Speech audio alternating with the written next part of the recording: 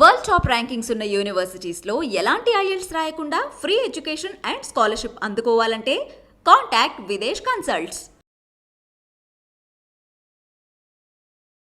నమస్కారం, welcome to I dream. నేను మీ విజిత. ముందుగా ప్రేక్షకులందరికీ శ్రీ క్రోధినామ సంవత్సర ఉగాది శుభాకాంక్షలు. ప్రస్తుతం మనతో పాటు ఉన్నారు ప్రముఖ ఆధ్యాత్మికవేత్త సుభాష్ శర్మ గురువు గారు. ఇప్పుడు గురుగారితో మాట్లాడి ఉగాది విశిష్టత గురించి, అసలు క్రోధినామ సంవత్సరంలో ఏ రకంగా ఉండబోతుంది, ఇలాంటి మరిన్ని విషయాలు తెలుసుకుందాం. నమస్కారం గురుగారు. శ్రీమాత్రి నమమ్మ.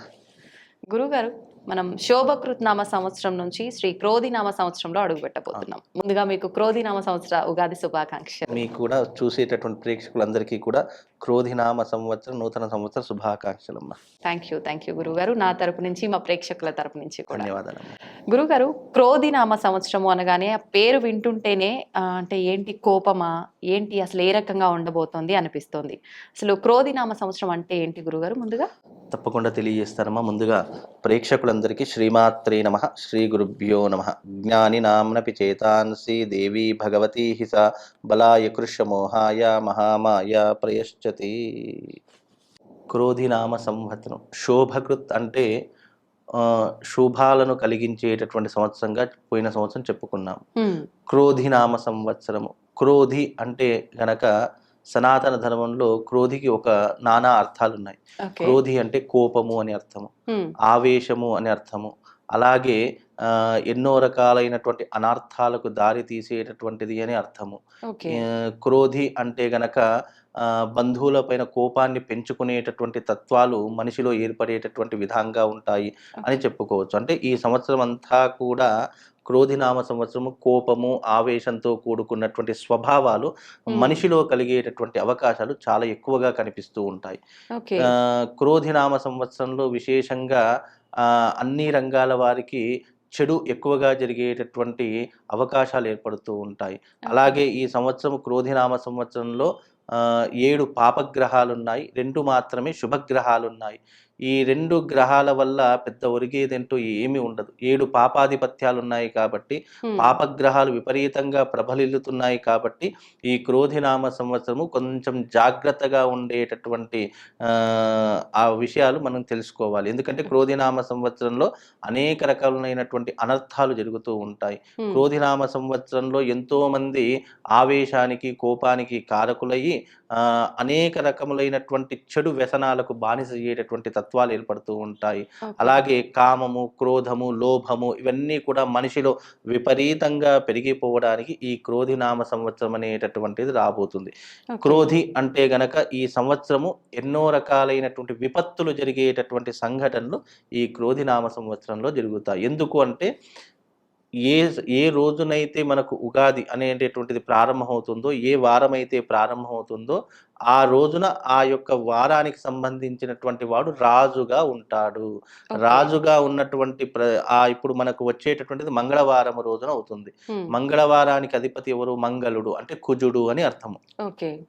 కుజుడు రాజుగా ఉన్నటువంటి కారణము చేత కుజుడు యొక్క స్వభావము, అంటే కుజుడు ఏ స్వభావాలతో ఉన్నాడో ఆ స్వభావం అంతా కూడా మానవులపైన, ప్రజలపైన, ఈ భూమి మీద పడేటటువంటి అవకాశం ఉంటుంది.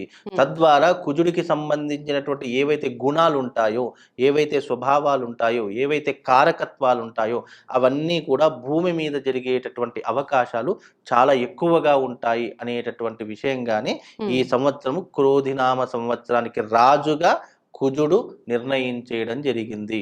అలా మంత్రి ఎవరు? శని మంత్రిగా నిలిచాడు. శని మంత్రిగా నిలిచడం వల్ల ఏమవుతుంది అంటే గనక శని జాతకంలో ఎన్నో రకాలైనటువంటి పరీక్షలు పెట్టడానికి సాక్షిభూతుడుగా ఉంటాడు.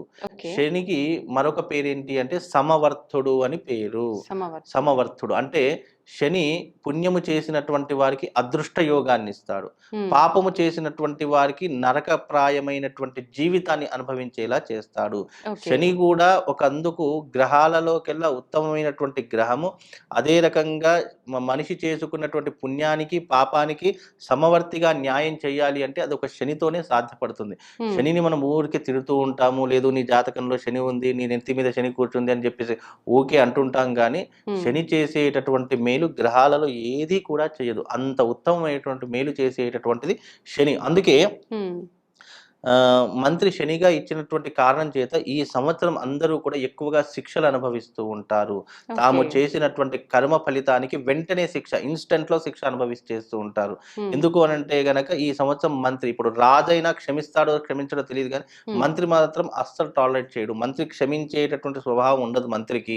కనుక వెంటనే శిక్షను అనుభవించేలా చేసేటటువంటి వాడు మంత్రి శని. కాబట్టి ఈ సంవత్సరం అందరూ కూడా ఎక్కువగా శిక్షలు అనుభవిస్తూ ఉంటారు. తప్పు చేస్తున్నటువంటి వాడు ఎవరు చూడడం లేదు కదా అని చెప్పేసి ధైర్యంగా తప్పులు చేసేస్తుంటాడు. ఆ తప్పుకు వెంటనే శిక్షలు అనుభవించేటటువంటి తీరు ఈ క్రోధినామ సంవత్సరంలో ఏర్పడబోతుంది.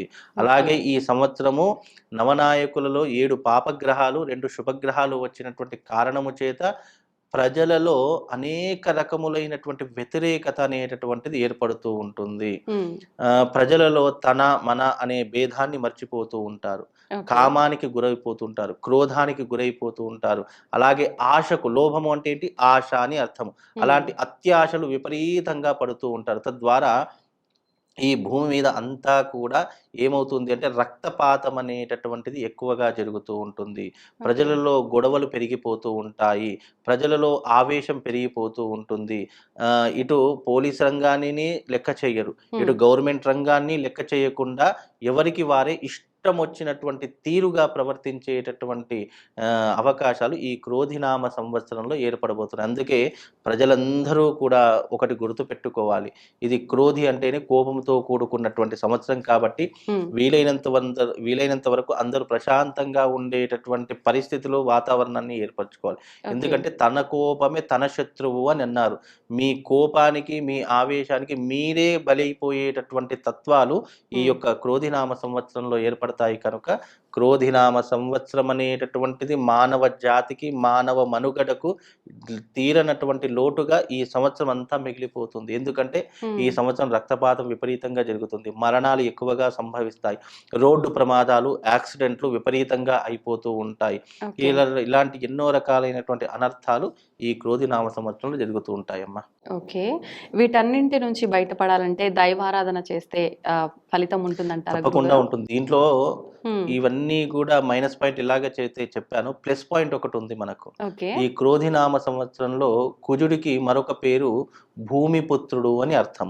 అంటే భూమి నుంచి పుట్టినటువంటి వాడు కుజుడు. కనుక భారతదేశం కర్మభూమి, యోగ భూమి, పుణ్యభూమి. కాబట్టి మన భారతదేశంలో వచ్చేటటువంటి విపత్తులను అధిగమించడానికి భగవంతుడు ఏర్పరిచినటువంటి మొట్టమొదటి అవకాశం ఏంటి అంటే, ఎవరైతే ఈ పుణ్యభూమిలో, భారతదేశమునందు కర్మభూమిలో ఎవరైతే జీవిస్తున్నటువంటి మనుషులు ఉంటారో వాళ్లకు పుణ్యాన్ని సంపాదించుకోవడానికి, అదృష్ట యోగాన్ని సంపాదించుకోవడానికి ఎన్నో రకములైనటువంటి ఒక పరిష్కార మార్గాలను అందించారంటే అది కేవలం భారతదేశానికి మాత్రమే అందించారు. అందుకే ఇన్ని విపత్తులు జరిగినా, ఇన్ని రకాలైనటువంటి ప్రమాదాలు జరిగినా వాటిని అధిగమిస్తున్నాము అంటే మీరు అన్నట్టుగా అది కేవలం భక్తి మార్గం ద్వారా, యోగ మార్గము ద్వారా, సన్మార్గము ద్వారా, దైవారాధన ద్వారానే మనం ఇప్పటికీ కూడా ఈ యొక్క భారతదేశం నందు ఇంత ప్రశాంతంగా జీవిస్తున్నాం. లేదు అని అంటే గనక మన భారతదేశం అంతా ఉన్నటువంటి నరకప్రాయం ఇంకా ఎక్కడ ఏ దేశంలో కూడా లేదు. అంత విపరీతంగా ఇబ్బంది పడేవాళ్ళం. కానీ మనది పుణ్యభూమి కాబట్టి మన భారతదేశంలో జరిగినటువంటి సనాతన ధర్మం యొక్క ఆచరణ ఏదైతే ఉందో అదే మనల్ని కాపాడుతుంది అనేటటువంటిది అర్థం చేసుకోవాలి. మీరు అన్నట్టుగా దైవారాధన ఏదైనా చేసుకోవాలి అని అనుకుంటే గనక అంగారకుడికి సంబంధించినటువంటిది ఈ సంవత్సరం రాజు కుజుడు అవుతున్నాడు. కాబట్టి కుజుడికి సంబంధించినటువంటి యాగం అనేటటువంటిది ఉంటుంది. అది మహత్తరమైనటువంటి యాగము. అది ఈ సంవత్సరం ఏ గ్రహాలు బాగా లేవో అలాంటి వారు ఈ గ్రహ శాంతిని తప్పకుండా ఆచరిస్తే గనక కొంతలో కొంతవరకు మేలు జరిగే అవకాశం ఉంటుంది. ఎందుకంటే ఈ సంవత్సరం ప్రజలలో డబ్బులు విపరీతంగా అవసరమవుతూ ఉంటాయి.